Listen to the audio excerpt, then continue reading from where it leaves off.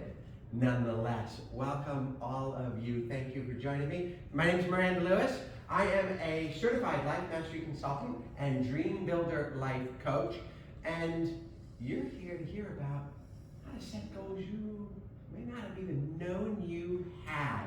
And so I'm gonna share with you some things today. My intent is I'm gonna give you 3 steps, 3 kind of goals or processes that you can go through to start this whole concept of how do I live a life I absolutely love living. Come on in, have a seat. This outside the goals or something? Yeah, how to set goals you didn't even know you had. Get in here, have a seat. I haven't, but I must. Get in here. So, 3 tools that are going to help you achieve your goals. I'm also going to talk to you about how to get greater clarity on your goals and dreams. Many of us don't really realize how big a dream we deserve. And we set dreams and goals based on our current circumstances. And then finally, I'm going to build up that confidence in you knowing that you can achieve those goals. So, your ability to achieve those goals is not going to be held back by your conditions. It may be held back just a smidge by the sheer fact that the lights won't stay on in the room, but we'll get around that. All right, let's start with a little story here real quick. Some of you have heard this before, and don't ruin the punchline, Vicky, but once there was a mother mouse, and the mother mouse was leading her little baby mice through the house. They were looking for food. As they came around a corner, they came upon the house cat. And the house cat saw the mice and got into its prowling, hunting position, and it showed its sharp teeth, and it showed its sharp claws, and the mother mouse, in her protective way, put her baby mice behind her, and she got up on her hind legs, and she raised her arms up in the air, and she went, woof, woof, woof, woof, woof. And the house cat ran away scared and confused. And the mother mouse turned around and said to her baby mice, now children, let that be a lesson to you. We can all benefit from learning another language. Meant to be a fairly amusing, ice-breaking sort of joke here. But it is very important that we understand language has so much to do with our life and our success. And today we are going to talk about that language of success. So, has anybody in here ever achieved a dream? Had a dream and achieved it? Anyone in your life? Me too, all of us. Anybody ever been surprised by how big a dream you achieved or how fast, how easily it seemed to come? Like, I didn't know how that was going to happen, and yet I achieved it. Anyone? I know I have, for sure. Proof positive, folks, that you are actually capable of far more than you know. Far more than you are letting yourself know or that you're recognizing. And we're, of course, we're gonna dig down into that a little bit here. It is important to understand that our biggest goals and dreams generally come from the challenges that we face in our life. We run into a roadblock, a challenge, a hiccup, and it inspires us. And so we recognize that, and the fact that we probably won't be comfortable when a great big dream or goal comes along, we are already one step ahead of the power curve in achieving our dreams. And what we recognize and what we realize and see and experience in our lives is 2 signals that we get for growth. We're in a challenging situation, and we recognize a longing, I want more, something's missing for me, and or a discontent. I'm just not happy with whatever the current situation status is. These are our 2 signals that there's something about our life, our situation, that needs to grow. As the Reverend Michael Beckwith likes to say, we are often pushed by pain until we are pulled by a vision. You think about that. You spend your lives being pushed by the pain of, I don't know, the 9-to-5 job that you don't exactly love, but the pain of being hungry is probably worse, and so you go to work, right? Those pains that we exist, the pain of problems, the burning desire, of course, for something more are essential for creating new results. Otherwise, we'll just be stagnant, we'll be stuck in the rut, we'll be doing the same thing all our lives. And that doesn't take us anywhere, right? As we say, many people don't really live 90 years, they live the same year 90 times. Are you really living all of the years of your life? Or are you living some of those years over and over as you do the same thing? So that pain and that discontent, that burning desire for something new, that is absolutely crucial for creating new results. So let me tell you a quick bit of my own story and pain and discontent and longing that I felt that led me to be in front of you now as the woman I am, living the life that I am. It was about 7 years ago, I found myself in a state of just total despair and loss. I was essentially being fired from my fairly prestigious job in the Marine Corps. I was a program manager, a high-profile program manager, doing what I thought were great things on what I thought was a very upward trajectory career in the Marine Corps. And one of those organizational restructuring things where they make you kind of reapply for the job you're already in because we want to make sure everybody's still a good fit where they are. Yeah. I apparently came up wanting and was not selected to keep the job that I thought I was doing really well. I was at a point in my career where everything I had been doing in my life was about this image, this expectation, this mold of being the successful Marine Corps officer doing what I was doing for the world. And was suddenly told, what you're doing isn't enough, it isn't good enough, you aren't what we really want. And if that wasn't bad enough by itself, this couldn't have come at a worse time in my life. Because at that same time, many of you may relate to this pretty well, I was going through another major crisis of identity. At 47 years old, I was finally starting to say, is there more to who I am than who I have presented and projected and worked so hard to fit into my entire life? Then a defining moment occurred for me when a former coworker, by sheer chance, came into my life, actually through LinkedIn, a completely unsolicited connection. And I reached out and we spoke, and she shared with me her own struggle of gender identity and hiding and trying to fit into what society expected and joining the Marine Corps to hyper-masculinize it out of herself and getting to a point where she couldn't fake it anymore. There was no making it on that path of making it. And I made a decision at that moment. I decided to change my life. I was not going to let the expectations of an arbitrary group of people, society, tell me who I was supposed to be, especially when I knew inside that there was, again, more for me. I was definitely destined to grow more than this, and the longing and the discontent was boiling up. And so I scheduled a transformative makeover, and as many of us know, saw her for the first time in the mirror, it all clicked, and I have discovered a peace and joy in my life that I never could have imagined, that I did not even know it was possible. An undeniable happiness, which has turned into the motto of my whole life and my business and everything else.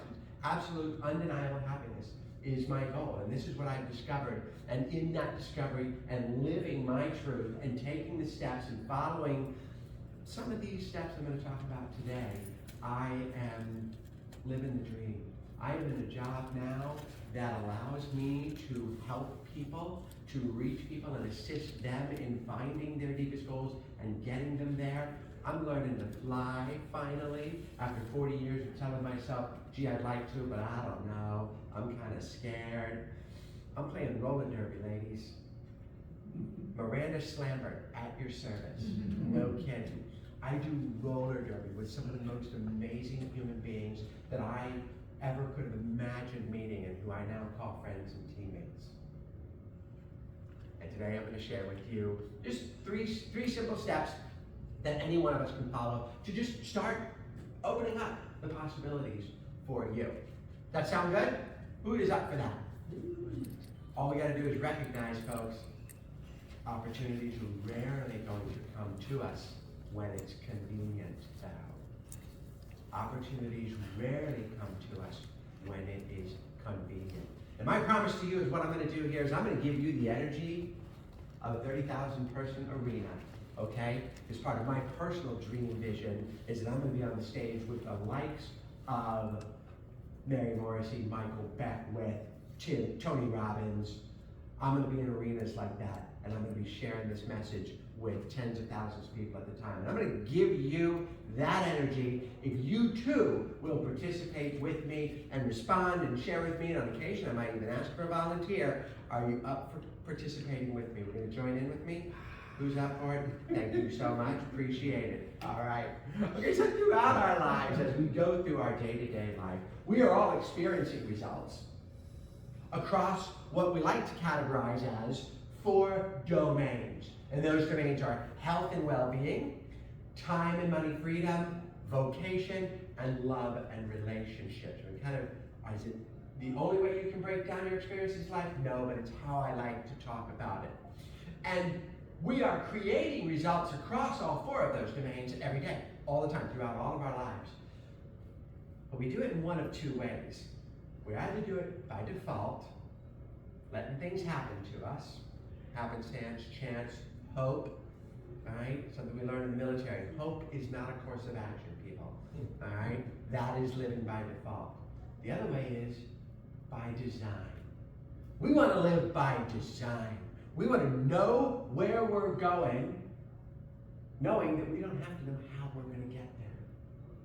But I've designed what my beautiful life that I absolutely love. I've already designed that. So, I want to start illustrating to you how we do that and how we start that in our mind. We're going to play a little game here, okay? What I'd like you all to do is, I want you to look around the room and I want you to find what you can that's red. What is red in the room? And if you need to go with pinks or, brownish reds, that's fine too. If you're slightly colorblind and you call it red, that'll work. But kind of, what are those red things? What do you got? Start thinking to yourself. All right, see a red thing, see some red, see some red. Okay, I see some red. Okay, I got some red. Good stuff.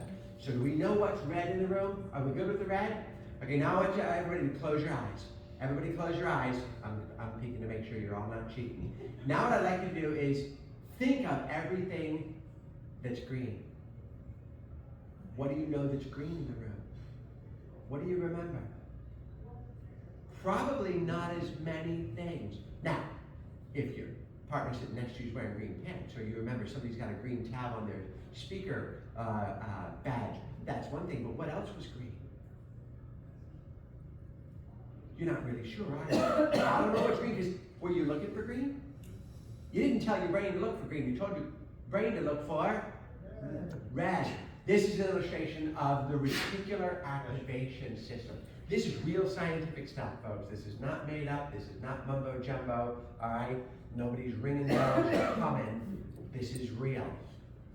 When we tell our brain, consciously, verbally, or otherwise, to seek out, to look for, to recognize a certain thing, it will. And it'll often do that excluding the other things that might be there too. And we don't realize what we're not seeing. Which brings me to this concept of the results formula.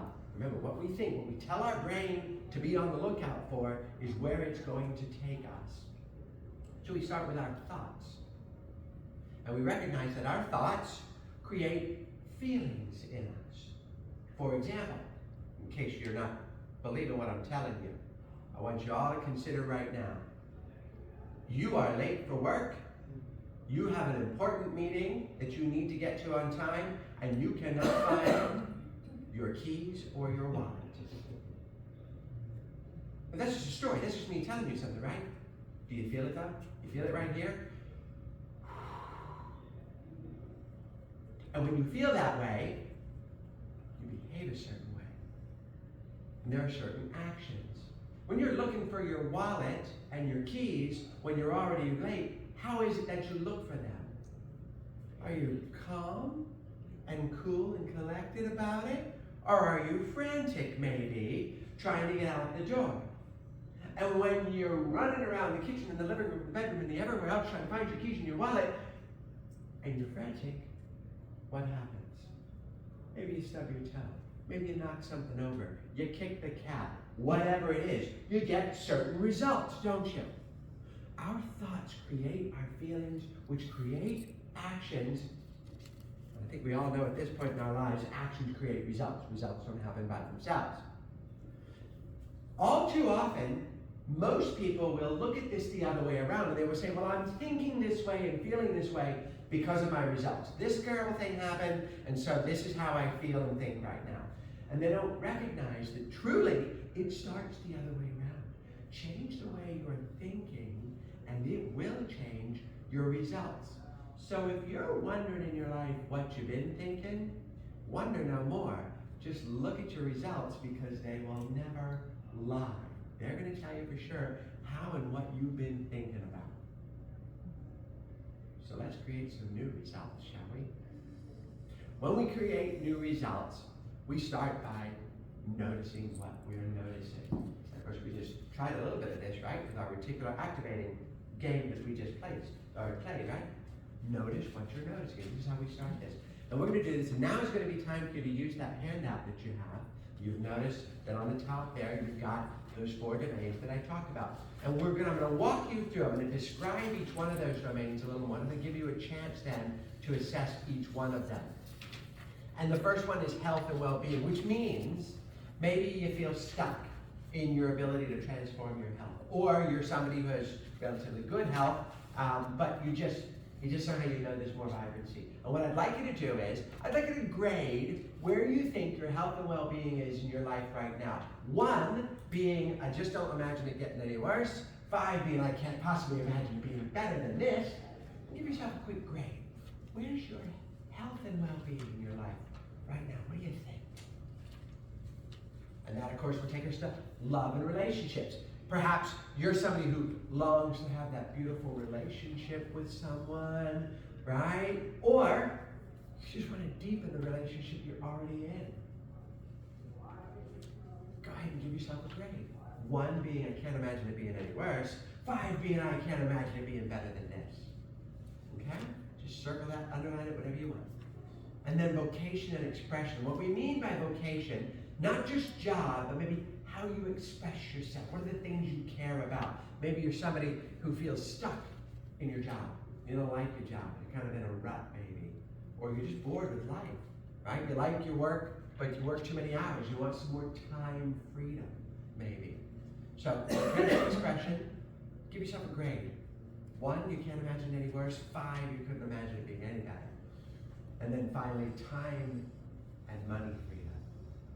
Maybe you feel like you're someone who doesn't have the money freedom to do what you want, right? Or you're adequate, but you want to be able to do more. You want to be able to give back more. Or you just feel out of balance.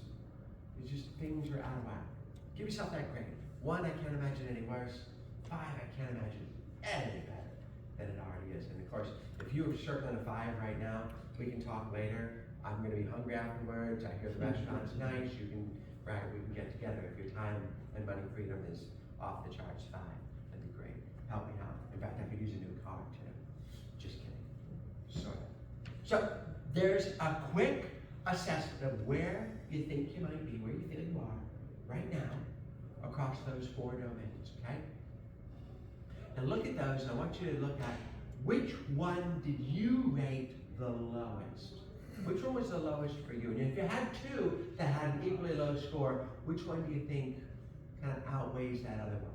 So pick one that you think is kind of your lowest for you, where there's the most longing and discontent. And what I'd like you to do is, I'd like you to think about what specifically is the longing and discontent in that particular domain.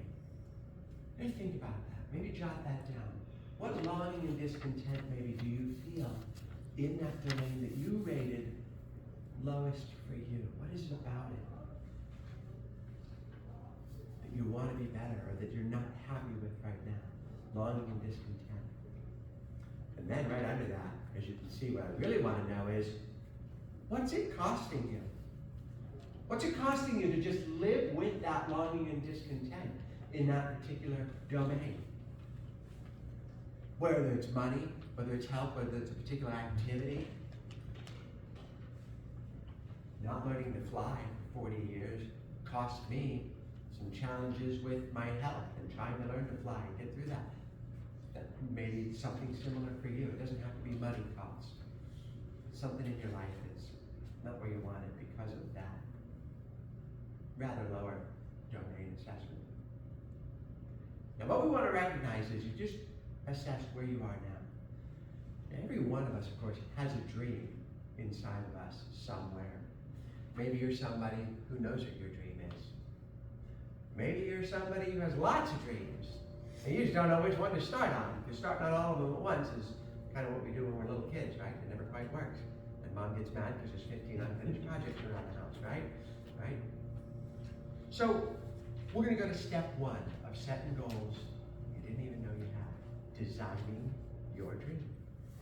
And when we design our dream, I like the words of Howard Thurman here. Don't ask yourself what the world needs. In other words, don't be practical. Ask yourself what makes you come alive. And then go do that. And I love it. Because the world needs more people who come alive. And we're going to do this exercise that I like to call a time machine. Everybody recognize the time machine? Yes. Right? Doc Emmett Brown's DeLorean, right? We are going to project ourselves forward 3 years. And the reason we pick 3 years is that 3 years mentally, cognitively, is enough for us to disassociate from now. Okay, so it's very important for us to do that. Because what we are going to do is we are going to imagine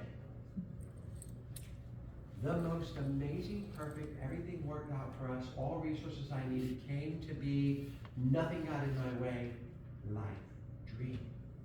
3 years from now. Start thinking about it for a second. What you have today, not relevant. 3 years from now, nothing is out of reach. Every resource that you could have, would have, maybe needed to get there will come to you. It will all work out, and everything that you would hope to have is yours 3 years from now. And I want to give you 3 words as we think about it. We're going to journal this real quick on the back side of that form. And that is, clarity is power. Be very clear when you think about what it is your life would look like in 3 years. Where are you? What season is it? What's it smell like? What is the city or town name? What are you driving? Whatever it is that's relevant to your biggest dream, be specific about it. How much money do you make? How many grandchildren are surrounding you? Whatever the case, how many books have you sold? Whatever it is, give this actual distinct definition, okay? And think, what would I love? What would I love my life to be 3 years from now? And to help open up your thinking there, we want to start with this opening phrase, and you've got a little spot on your form there. I want you literally to write this down. I am so happy and grateful now that. And this sets our mood. It sets our emotion as we start thinking about it. I am so happy and grateful now that. Write that down on that opening phrase line. It's important to write this down, right? We think our dreams, we write our dreams, we speak our dreams. So far, you're thinking and writing them. And then what I'm going to do is I'm going to give you 3 minutes to journal.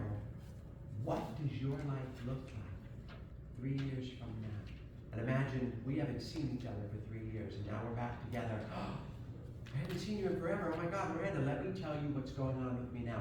We write in present tense. What is going on? What were all those amazing things? I want to hear what you are doing, what you have. Not what you did, not what you're going to be able to do. What are you doing in 2027, August? So take 3 minutes and journal about that. Be really distinct. What are the great things you're doing? What are the great places you've been? Who are you with? How many books is it that you sold?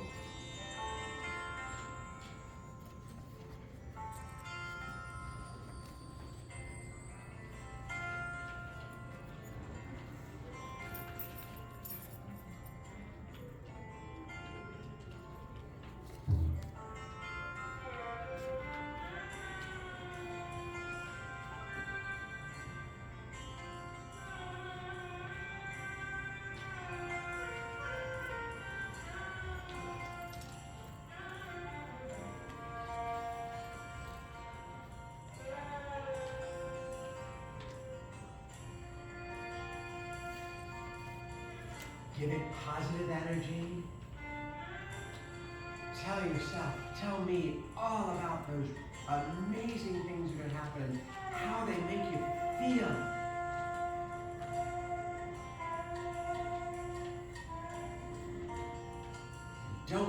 Don't even put in those comparative words. It's not better than it was, it's this amazing now. It's a Ferrari. It's a mansion in the Hamptons. It's on the beach in California. It's $500,000 a year. It's 15 grandchildren. I don't know. But be specific, because clarity is power in this exercise.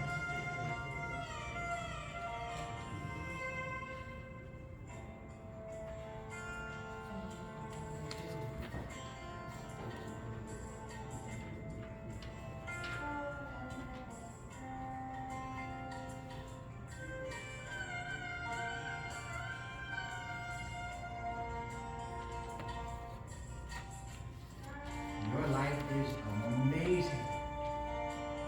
And you absolutely love it.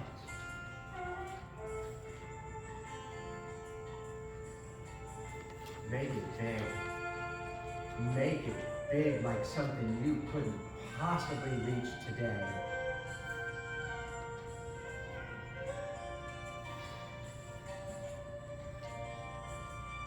Nothing's out of reach. Another 30 seconds.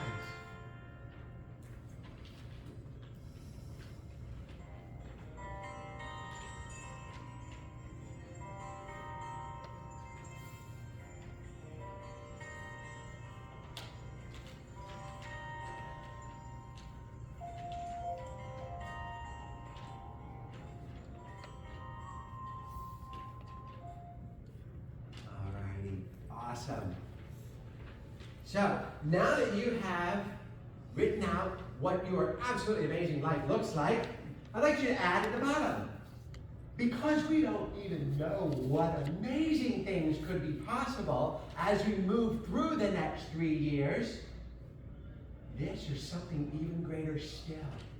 And open your heart and your mind to the possibility that what you just wrote, as amazing as it is, might not even be as good as it actually gets.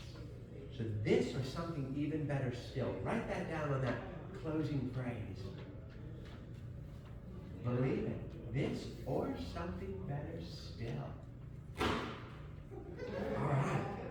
So, that's step 1. To setting goals you may not have even known you had, or you didn't know you had.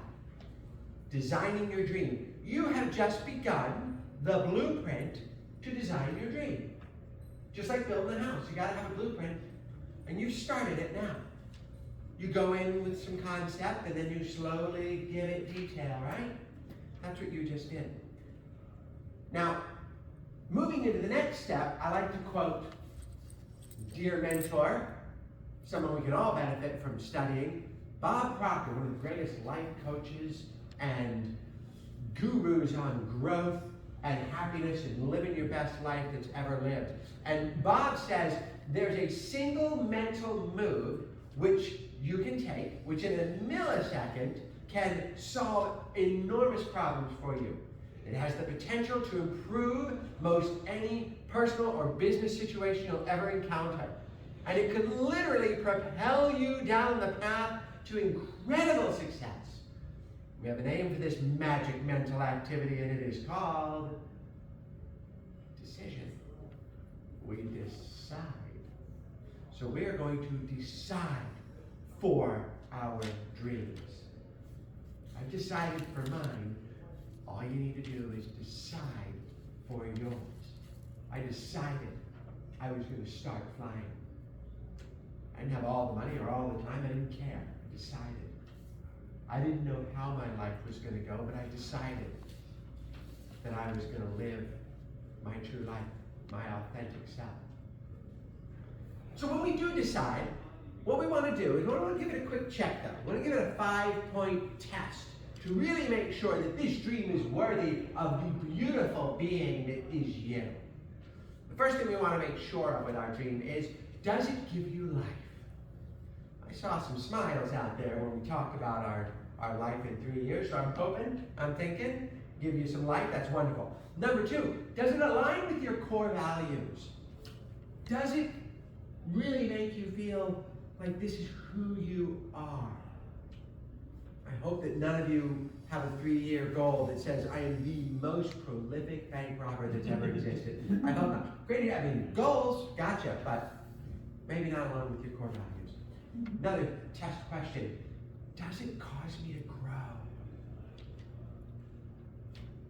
Are you have to change something about the way you think, behave, do something? Are you going to have to grow to get there?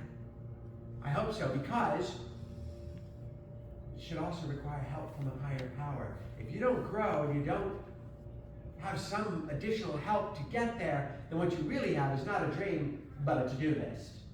Okay? To-do lists don't require you to grow, and they don't need any additional help. And finally, and this one's a really important one too, does it have good in it for others? And I want to take just a second to clarify this, because oftentimes people will look at what their dream is and think, well, my dream is to have that love of my life, to manifest that spouse that's there for me, or to get a particular level of pilot license. Well, that's for me. But is there a way to see that as benefiting others? Has anybody ever seen two people in love who absolutely support each other? Does their love, public, visible, does that have any good in it for other people who see and experience that love? I think so. So don't be too hard on yourself on the last one.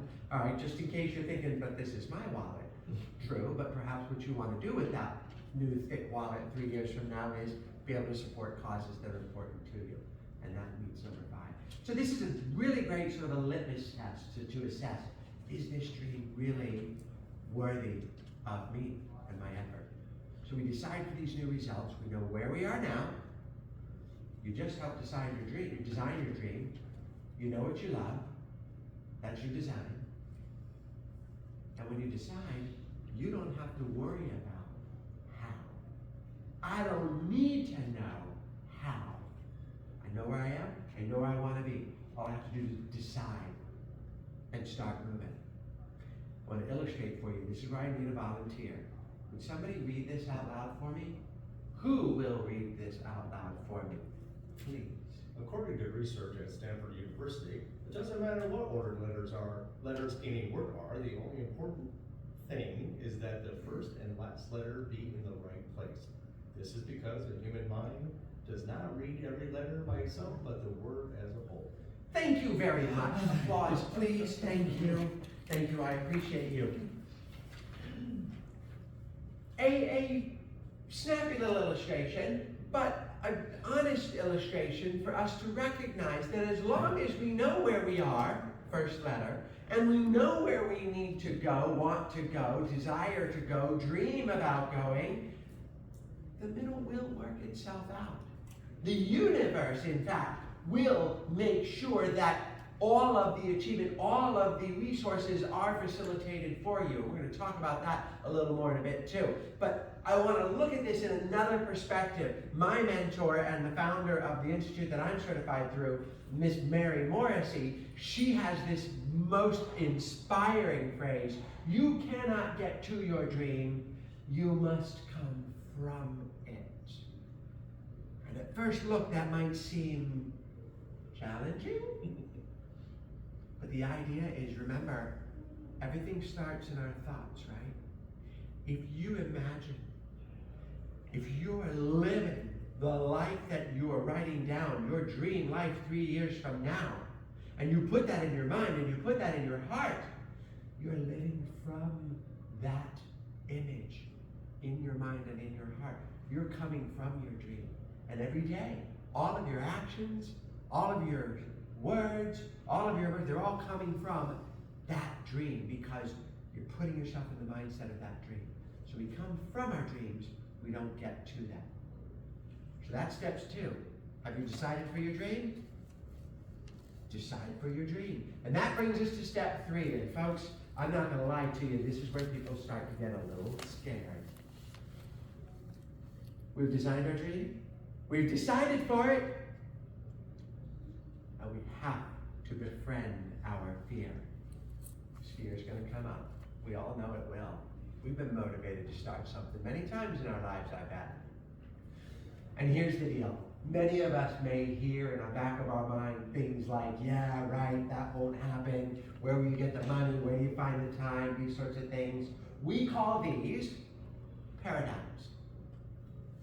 Anybody ever experienced paradigms? Have you ever told yourself things like this? In the back, you're like, oh yes, I want to do that. Ooh, but, right? I'm going to tell you a quick story about paradigms that is a sort of an illustration of how we actually experience paradigms every day in our life, whether we know it or not. It's not always trying to talk ourselves out of some big thing. So there was once a young man who was down at the river fishing. He had himself a nice spot. And he's in the water with his waders on. He's got all his tackle and gear. He's casting. On occasion, he's catching and hooking and bagging stuff. A lot of the time he's not, though. Of course, he's casting and waiting and recasting. It's not really working out for him. And he looks up the river, and he sees this old gentleman out there just casting, catching, bagging, catching, casting, catching, chucking back, casting, catching, bagging, casting, catching, checking, chucking back, and he's throwing back all the big fish. This young man's like, look, I'm catching a fish occasionally, and dude's throwing back all the biggest one. I gotta go ask him what the scoop is here. So he goes up and he asks the guy, says, I see you over here, it looks like you're having great success, you're reeling in fish like it's cool. You're throwing back the ones that look the biggest, though. Is there some rule that I'm not aware of here, some sort of stipulation on size of fish that we're allowed to catch?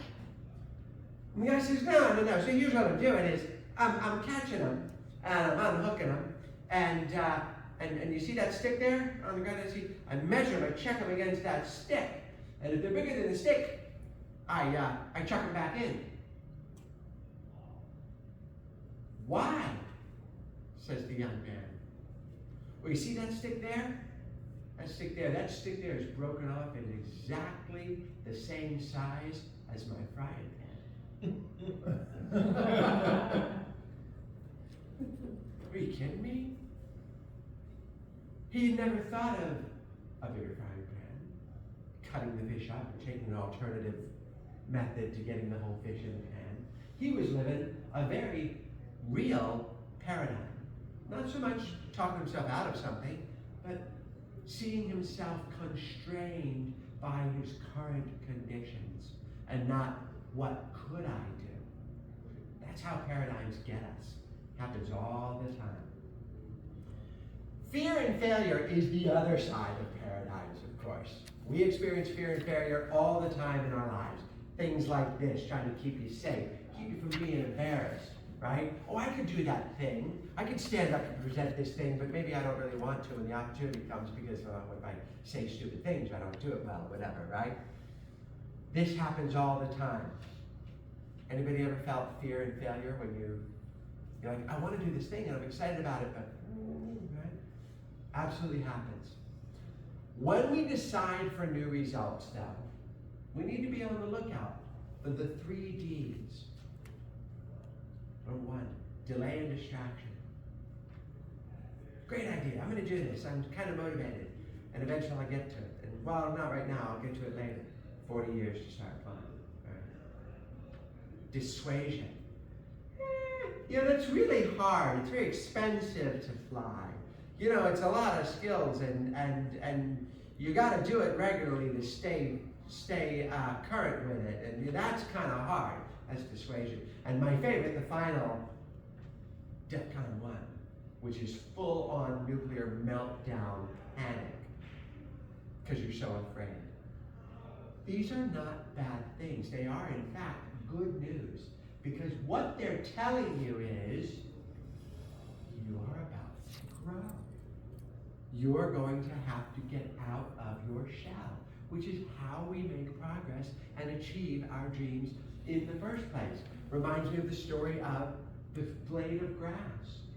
It's said that every blade of grass has a little angel over it whispering, grow, grow, grow. And that inspiration, that confidence, that encouragement makes it so that little teeny weeny blade of grass can poke up all the way through concrete. It's pretty awesome when you think about it. If a blade of grass can go through concrete, there's not a whole lot that you can't do. I want you to focus on the heck yeah, and I want you to ignore the what if I fail. All right, we don't need the what if I fail part, do we? No, none of that. As another illustration there, you've all been through fear and failure and had success in your life. Every one of you, I watched you. You walked into the room. Thank goodness there's nobody in a wheelchair today. I've been in that situation before. But you all walked into the room, which means you all learned to walk. At one point in your life, you did not walk, and now you do.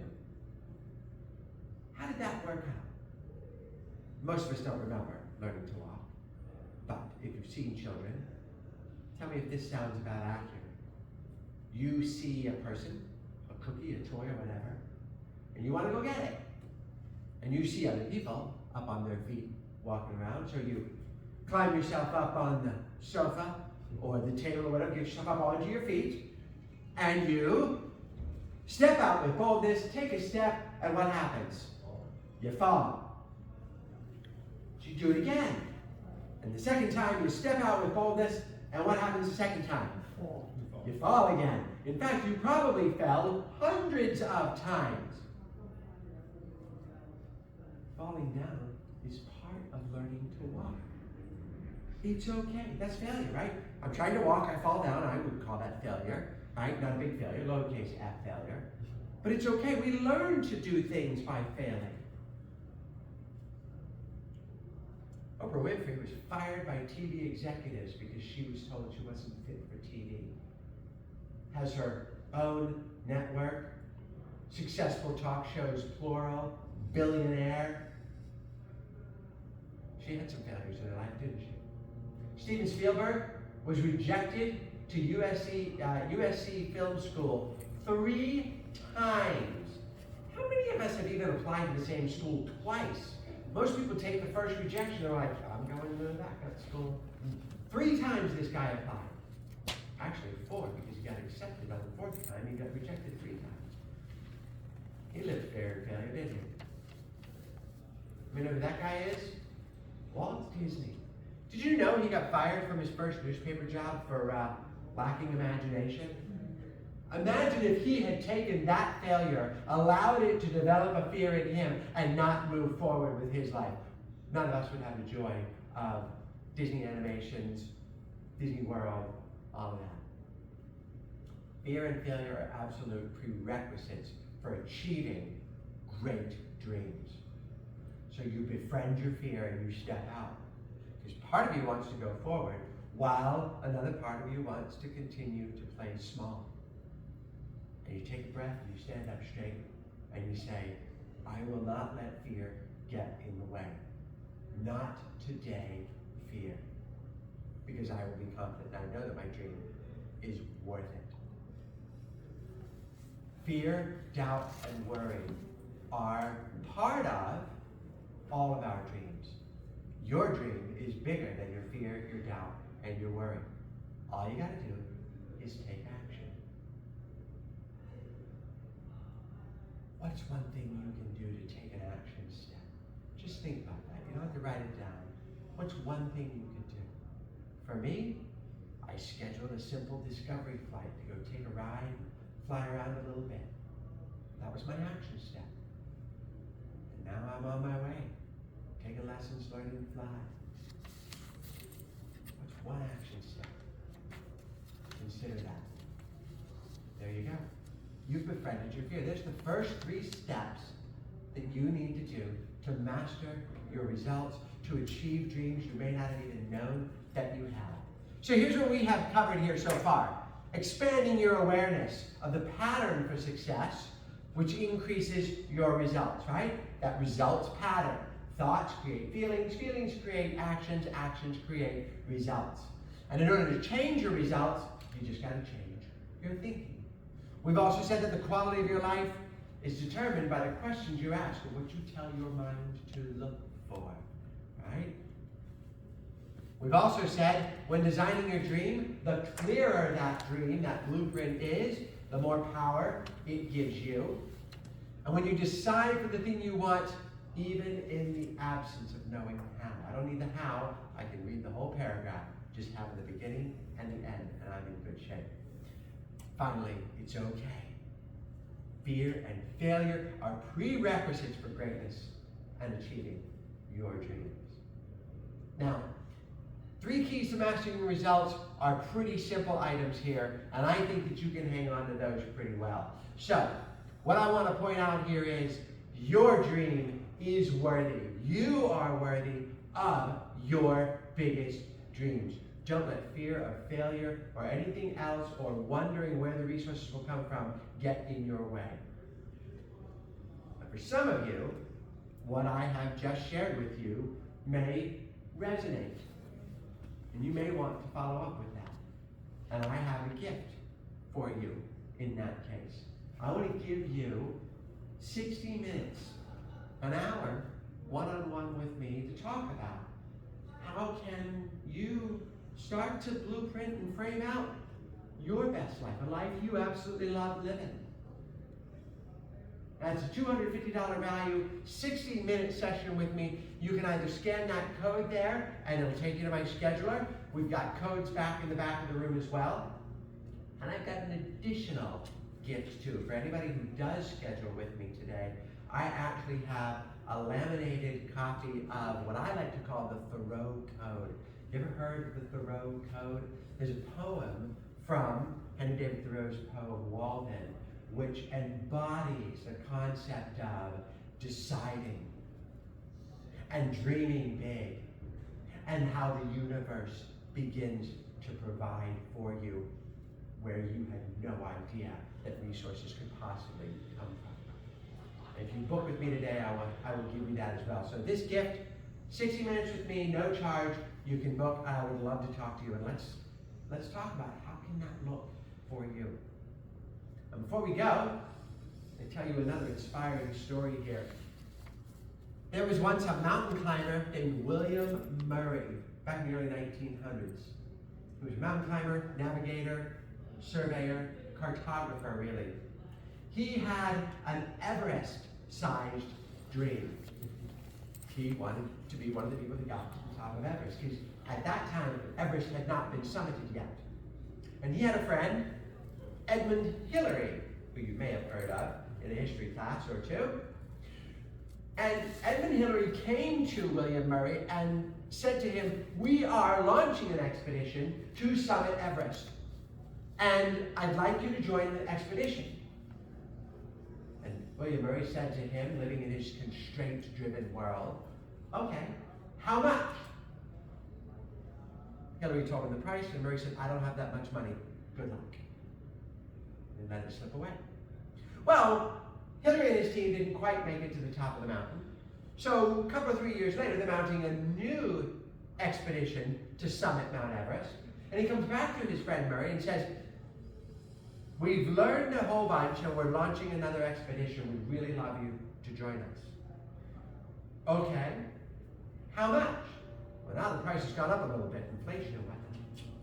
He says, I still don't have that kind of money. Good luck. Hillary doesn't make it. 2 or 3 years later, he comes back one more time. He says, look, we almost made it last time, and I think I know what we did wrong, but I also think you are the missing piece. We really, really need you to be a part of this expedition. And this time, William Murray asks a different question. He changes his thinking, and he asks, what's the deposit? Even though he doesn't even know where he'll get the deposit money from, he simply changes the way he thinks about it. He hears a smaller number, which is just the deposit, and he says, I'm in. And by deciding, and this is true, by deciding, all sorts of resources started to come to him, and not only for his deposit, but for the cost of the entire trip. He knew where he was, he knew where he wanted to be, and he made a decision.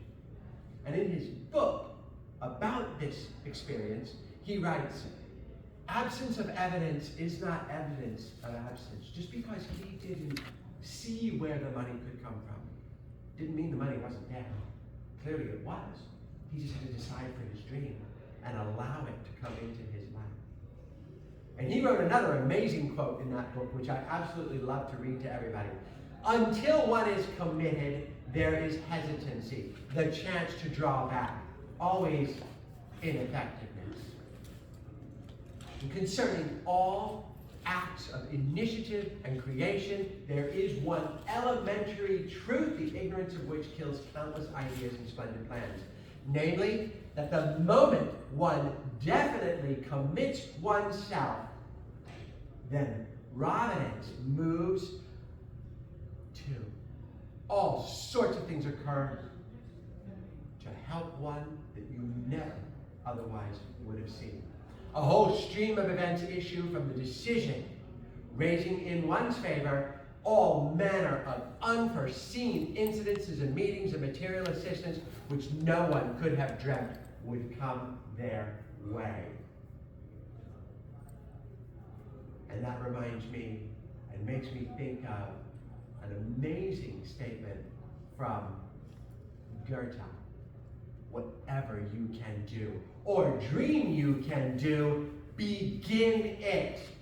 Because boldness has genius and power and magic in it. So do you, so does your dream. I want every one of you to take an action step and decide for that dream and live a life that you absolutely love.